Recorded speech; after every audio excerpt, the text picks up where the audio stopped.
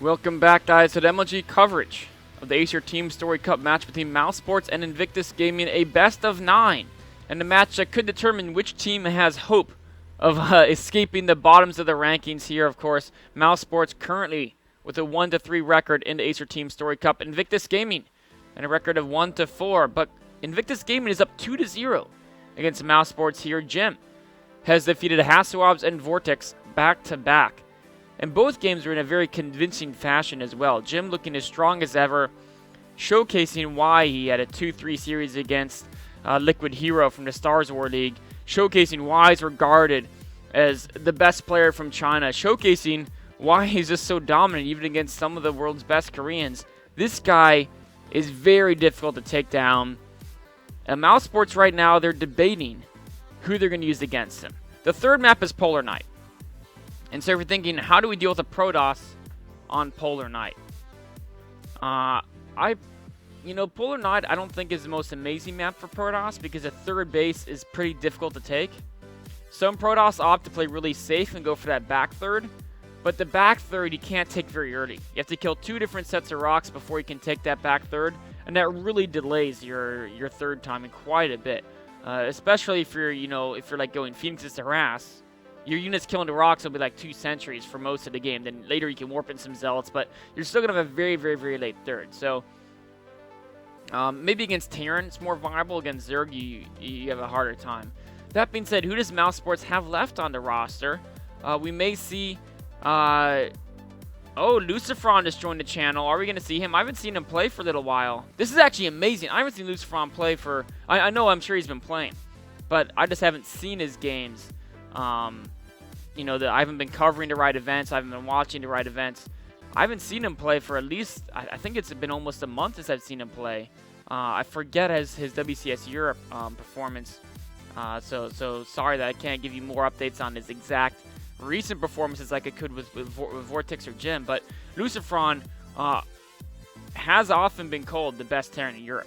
Lately, a lot of people are saying Happy may be the best Terran in Europe, but Lucifron is really, really strong. And as I was saying, Polar Night, a little bit of a tricky map for Protoss to take a third base. If they do go for the back third base, all of a sudden, drop play becomes very, very, very powerful. And one of the unique things of Polar Night, it is one of the few maps that players don't spawn in the corners. In fact, we can jump right into the map here. We can see here, in the top location, representing Mouz, hailing from Spain, we have the Red Terran, Lucifron. And of course, his opponent in the bottom location has already slain 2 mice, you could call them. Mouz troopers have fallen to this guy's hands. Representing Invictus Gaming, hailing from China, he is the blue Protoss, Jim Credible. Also in Jim's corner, not just 2 victories under his belt, not just the support of the Chinese scene, but he has the Lich King. Dun, dun, dun, dun, dun. Cool little feature on this map. He also has a little mineral base over here. And a little... Is that someone's living room or... It's a pretty barren room. Anyways. As I was saying, on this map, drop play can be particularly effective. Because many maps you spawn in a corner. If you spawn in a corner, drops can come in from 2 directions. If you spawn on a side, you can be struck at via 3 directions. Of course, one of those directions, it could be frontal attacks towards your natural. There could be drops along the back path to the left side. It could be drops along the back path to the right side. There could be drops kind of over this direction as well. That being said, blink stalkers are also great on this map. You can see here, if you're thinking, you can blink up right into the main over here. You can blink it up right over there. And of course, you can poke straight into natural. There's no ramp by the natural, so blink stalkers can just push straight in there. Of course, if you go 1 base blink, Terran will typically not defend their natural. They'll just hunker up on 1 base. But 2 base blink play is absolutely amazing on this map. Because against 2 base blink, the Terran really does kind of want to defend their natural. And you can strike from multiple locations. Now, to get 2 base blink going before Terran gets their tech up, you typically do have to get your Twilight Council before you expand. But a build where you get Twilight Council, then expand, then add additional gateways and blink. Can be a very, very strong build. We're seeing Lucifron going for the Reaper opening. It's going to be a very useful unit to scout. Jim so far hasn't revealed his intentions. He's gotten 2 gas. Let's see if he adds a 3rd probe into those gas geysers. That would indicate desire to tech off of a single base as opposed to getting a Nexus and then teching. Also getting an early Zealot to see, will that Zealot be canceled? He's not building the probe. Zealot, actually a very fast Militia Core being chrono boosted. He's trying to put on some pressure. Now this can be a very dangerous build. If the Reaper can scout this and Lucifron gets a bunker up in time, he'll be fine. But right now, look at how many units he has at home. He has none. The Zealot is crossing map. The Reaper, I don't think the Reaper saw it. It does see the Militia Core. It sees the chrono boosted Stalker. Now he knows exactly what he's dealing with. There needs to be a bunker being placed up as soon as possible. Or at the very least a wall-in. Because if the Protoss is actually... Okay, the Stalker's going to go back to defend, but we still have the Zealot and the Militia Core crossing the map. Just now the bunker is being started, and that will be enough. The Zealot, of course, can pound at it probably a couple strikes, but it will complete. Mothership Core will not cross map in time to pick off that SAV. Stalker deflects the Reaper. So far, 0 units lost on both sides. Jim expanding behind this little gateway poke. Of course, Lucifron already with the high ground command center, but Jim sees the factory. So this Zealot was not entirely wasted minerals. He spotted the factory. That's very, very nice to know. Know that his opponent is teching, just tried to Widow Mines, just tried to drop play. Immediately going for a Stargate.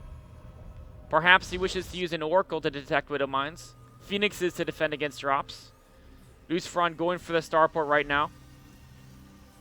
Reactoring out the Marines. So both players have defended well. The Reaper 0 kills. Jim's poke, nothing but scouting information. Same thing with the Reaper, of course, that has...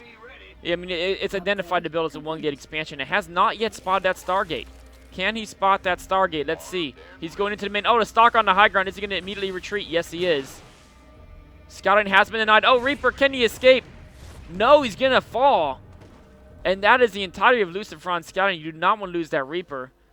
I'm surprised he didn't try to actually... He can't escape in this direction, can he? Yeah. He got shut out pretty hard there. Now, his secondary scouting is going to be this Medevac. Medevac Widowmine Marine Force. That'll be the next layer of scouting for Lucifron. Also the potential to do good damage. But the question is will Jim... I think this Oracle is just going to be counterattacking. He will have an Observer up fairly soon to help defend. Of course, he has a Militia Core available with Photon Overcharge to defend the Natural from Hellions.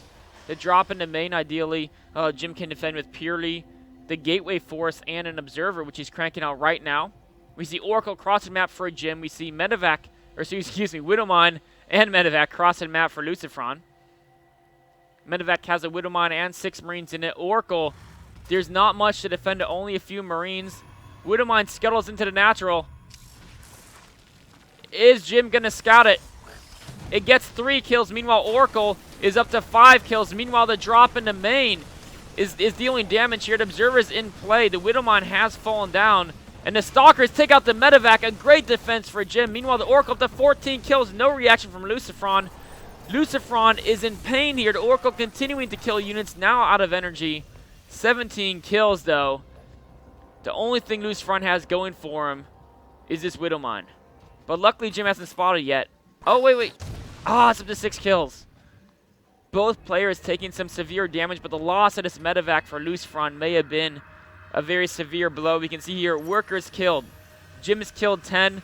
Lucifron's killed 6. Workers killed is going to favor Jim. We do see units lost. Units lost. Lucifron has lost an enormous value. Jim has lost very little. Jim has lost pretty much 6 probes and a Zealot is all he has lost. Of course, this Oracle has taken some damage, but he can come back and harass. Whereas Lucifron has lost 2 Widowmines, 6 Marines, a Medevac, and a plethora of SCVs and Marines. Actually, he lost more than 6 Marines. He lost 6 in a drop. He lost like 6 more at home. Oracle is picking them off as they rallied out. Now it's going to be utilized to scout. Missile turrets in position, of course. Missile turrets deny an Oracle harass for the most part, but if you're very good, you can still pick off a couple SCVs here. Jimmy gets 2 more. This Oracle is almost an Executor. Lucifron is really struggling. 36 SCVs to 47 probes. Army values here significantly ahead for Jim as well. With the death of the Medevac and many Marines, Lucifron's army progression has been slowed down. Behind us, we see Colossi and Phoenix are being built. Lucifron is going to need to take it slow.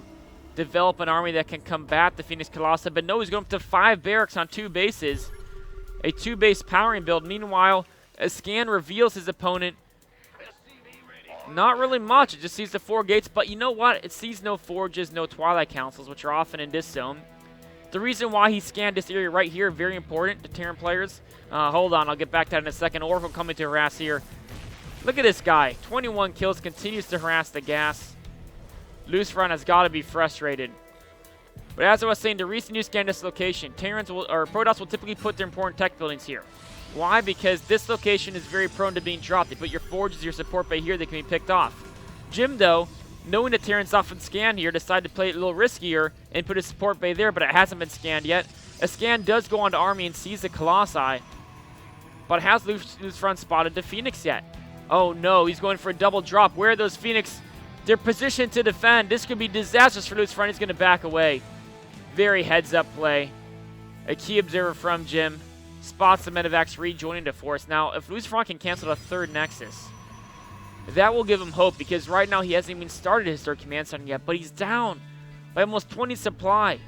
Jim Credible looks unstoppable in this series against Mousesports. He's already taken down 2, looking to take down a 3rd. Lucifron's coming in here. A very Marine Heavy composition. Great force fields, as always, from Jim. But does Lucifron have too much? There's so few Protoss units. The Colossus goes down. Lucifron is pushing forward. Where were the Phoenix? Where were the warped-in Zealots? Jim, perhaps a little bit too greedy with his 3rd base. Takes a big, big blow in this engagement here. Now come the Phoenix, but there's a Colossus all alone. Here come the Zealots. It would have been nice to have those earlier, but a Time Warp actually forces Lucifron back. Jim holds on. Marauders running in terror to Medivacs instantly skedaddled as soon as the Phoenix showed up. Wow. Jim holds on, but he did lose all of his sentries except for 1. He did lose one of his key Colossus. Units lost tab now favors Lucifron, whereas Jim was ahead for most of this game. Bear in mind, though, Jim was the faster 3rd Nexus. Jim with a greater worker count is going to help him out. I apologize, I lost track of the Oracle. I do believe it tried to harass some more and was subsequently slain. Workers killed is evening out. Some probes did die in that past engagement. Lucifron pushing forward with an army of almost pure Marauders.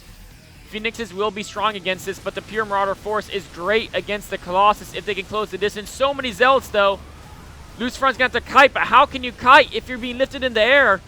Too many Phoenix. Lucifron, no answer to the Phoenix Zealot composition, as it's pretty much all Marauders. But no, wait a minute. He still has plenty of units, but the Medivacs are out of energy. He's going to back away. Now he's starting to pump out the Vikings, but it's 7 Phoenix and 2 Colossi. He's just now started Viking production. Can Lucifron catch up and get air control? He's going to try. Here comes a 2nd starport being built with a reactor to switch onto it. That's very important. It's going to need a ton of Vikings. In these small engagements, Lucifron has done okay because the Colossi have not been escorted by a large gateway force, which means that the Marauders have been able to circle around and pick off those Colossi. But going forward, we can see here, Jim is starting to build up his Colossi count. A 3rd one just finished production. It should be coming out. Here it goes, skittering across the map on its legs. We can see there's also 3 sentries now for force fields and a good number of Zealots. So future engagements, the Bio will not be able to connect with the Colossi, which means he's going to need a very good Viking count or he'll be torn to shreds. He's now producing Vikings 3 at a time. Should be shortly increasing that to 4 at a time. Upgrade-wise, we do see Lucifron with the advantage. That is traditional against the Protoss opponent going Phoenix Colossi. Protoss typically delays upgrades, as you see now. Just now, the forges are really starting to be produced due to the intensive gas requirements of the Phoenix Colossi composition. We see Jim kind of slowing it down. He's building in additional cannons around his base to help prevent draw play. That's because he knows these Phoenix may have to be postured closer to his army. A very bold Marine scout. I love this move. Why scan when you can just poke a Marine in a natural? You may see their composition. You may see how they're developing it. Lucifron continuing upgrades now. Working on 2-2. Oh, look at this. A big move from Jim. Going for the fleet beacon. Lucifron scans. He sees the entire army. He sees the Phoenix and Colossi count. He knows his opponent has dedicated a lot to Phoenix Colossi. That's going to reveal... Oh, the Phoenix go back into scan, giving Lucifron an idea of how many there are. I don't know if Lucifron should be engaging right now. The Viking count is only 13, and there's still 12 Phoenixes. He's going to... Oh, but look at this. The scan revealed the Phoenix is out of position. He's going to pick off a couple Colossi here. Takes out 2. Working on a... Who takes out the Mothership Core. But he's losing every single Viking for 2 Colossi. There's still 2 left, but is the Army too strong? Look at the Marauders spreading out, flanking the Colossi, taking them out. The Phoenixes are trying to do what they can in there, picking up the Medivacs, picking up a couple Marauders. The Nexus was taken out as well. And Lucifron is looking great here. But wait, the Phoenixes, all the Medivacs are going down. The Bioforce is being decimated here. Another Colossus in the back. And Lucifron's whole army is just getting mopped up here. Was that worth it? A difficult question to answer as the third Nexus was taken out, but there's still 64 probes. As soon as the Nexus is rebuilt, Jim will be mining again as strong as ever. He's adding in Archons now. This counterattack could be deadly. We do see the Zealots have charge and 1-1. Lucifron, he may need to abandon his third base till he gets 2-2. I don't think he can take this engagement. He's going to pull SCVs and try to defend. Jim's going to back away. Jim needs that proxy pylon if he wants to reinforce. You can see it's about to go down right now. More missile turrets being built. A great decision here. Missile turrets do amazing damage. The Vikings should target a Colossus. The Bio is kiting very well. SCV's tanking the Archons. They're going to sacrifice their lives. The Zealots are all gone now. The Colossus is gone. The Vikings are gone. But I think Lucifron may hold this. No, the Phoenixes, there's too many of them. There's not enough Marines. And they're absolutely picking up and killing everything. Lucifron now kiting backwards, pulling additional SCVs. The losses are massive, and more Zealots coming to the front now. The Archons continue to do work, and Jim takes a third victory for Invictus Gaming. Jim credible, unstoppable. Lucifron tried for that engagement, and you know, I kind of feel like if he waited for maybe 8 more Vikings, that could have looked very, very, very different. But he really thought he had that timing, maybe underestimated the Phoenix count. He was trying to hit before Storm. And Jim just mobbed up the army. The counterattack was too strong. Who can stop this guy? Jim from China looking amazing, taking out both the Rand brothers, taking out Hasuabs. Mouse Sports is down 0-3. That means they have 2 more players. Now, their next player, I'm going to guess, is going to be Hero Marine. I kind of feel that that's who it's going to be. We'll have to see. Actually, it could be Mana. Mana just joined the channel, so maybe Mana. Mana or Hero Marine. Then as their 5th player, they can revive someone who's lost before. So you could see Vortex replay. We could see Lucifron replay. We'll have to wait and see who can beat Jim. Game 4 between Invictus Gaming and Mouse Sports coming up next.